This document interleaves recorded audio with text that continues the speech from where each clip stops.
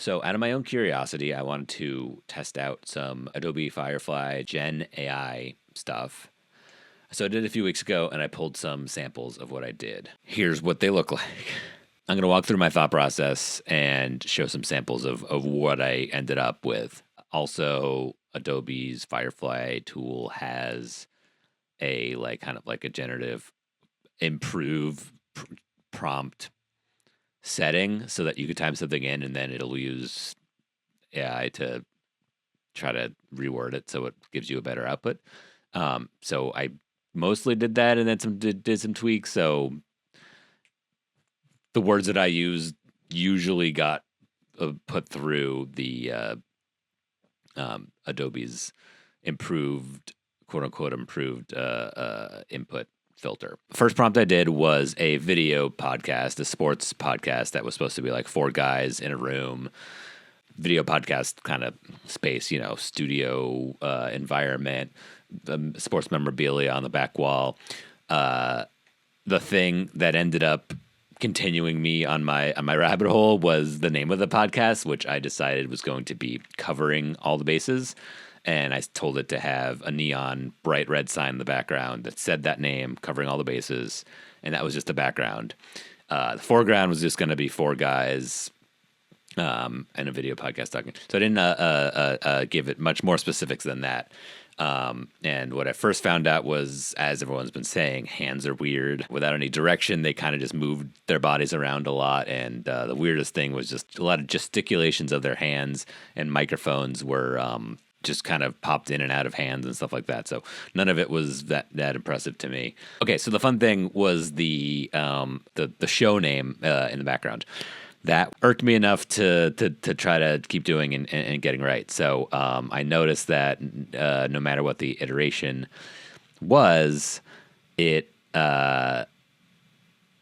was often not getting the name right, covering all the bases. It was skipping letters. It was creating some letters that don't really exist. So then I just started to try to simplify the prompt just to get the name right.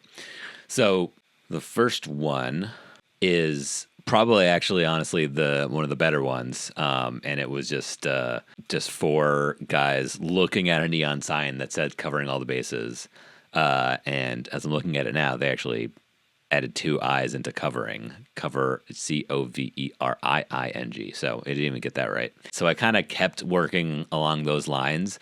I realized that I was being too vague, and all the dudes kind of looked exactly alike, aka white dudes, in this case, white dudes in button-up shirts with glasses. So I tried to diversify that a little bit.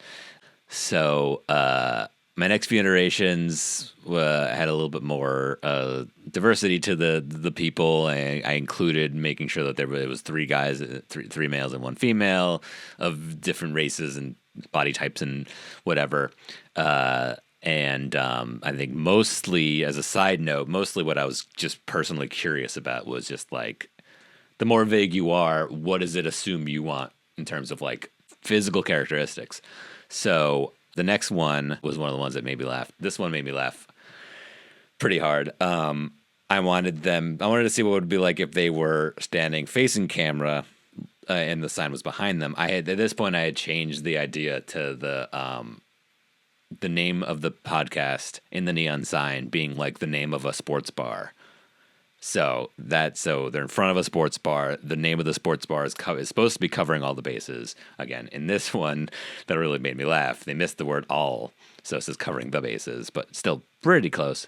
But they're supposed to be like excited. In this one, they just are inexplicably bouncing up and down together, and like that's how they're showing their excitement.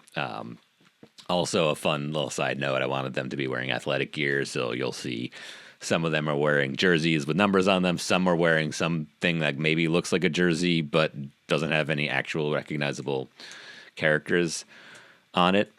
So the next one was actually a pretty good one, and I realized how poorly it was getting the idea of having them facing camera. So I went back to the idea of having them face the sign and be excited. And there's still a bit of bouncing in place, but this one actually, aside from the fact that it's also missing the word all, covering all the bases, this one actually I was one of the more happier with. Here's one where they got the sign right, which is great, and it does look like it's outside of a bar. So this one had the right name, and it's supposed to be for people. And this prompt was have them walk into frame, look at the sign, and then kind of like turn and smile at the camera. They kind of do that, but just totally missed having a third person. Also, the guy in the red has some inexplicable characters that look like bee feet or something like that. I don't know, sea feet. And the guy in the gray is number 108 or 708 on a team, which is great. This next one is wild. First of all, covering all the bases, so it missed a letter in covering. This one has some weird morphing going on. This guy on the right morphs into another guy, creates another guy, walks forward. He's standing like he's missed, like he's supposed to be off camera, but waiting for his mark to walk in. And then he walks in, and he turns into another guy. That was fun. The next couple, I was just like, all right, let's go back on this, like, what's going to happen with vague character descriptions.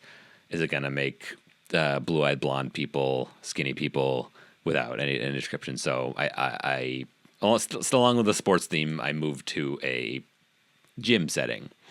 This prompt was they're in a gym setting. There's a woman in the foreground doing squats, and there's 4 people in the background running on treadmills. I was going to have 3 people on treadmills, one guy lifting weights in the background. What they did was they got the woman in the foreground pretty good. They got 2 people running on treadmills. They got everybody in the background running, and then the one guy who's lifting weights is holding a half a dumbbell and running, and everyone's basically running at the same pace. So that was super fun. Then, just as a side note, on the inherent bias thought process, I was just curious what it would say if I said an attractive couple. So I did a bunch of ones, and honestly, the ones of an attractive couple flirting with each other or just about to kiss or something like that. Like especially there was one I did that was a close up. Like that was one of the ones that actually looked the best, probably because there's a lot of good examples for it to pull from. But one of the other funniest things was I had an attractive couple about to high five, and they're kind of doing a mirror game. Hands look pretty good, although I think I noticed maybe some weirdness of the hands there. But that was my experience using Gen AI and Firefly. It was funny, but it took a long time, and I didn't really get anything usable.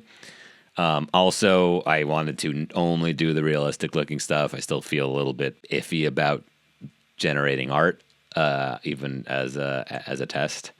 But my thought was that generating art helps the model hide some of the defects and the mistakes, because mistakes on live action looking stuff looks way crazier than the mistakes on art, because you can kind of argue that that's part of the art. So that was something that was interesting. But yeah, hope you enjoyed this little test I put together.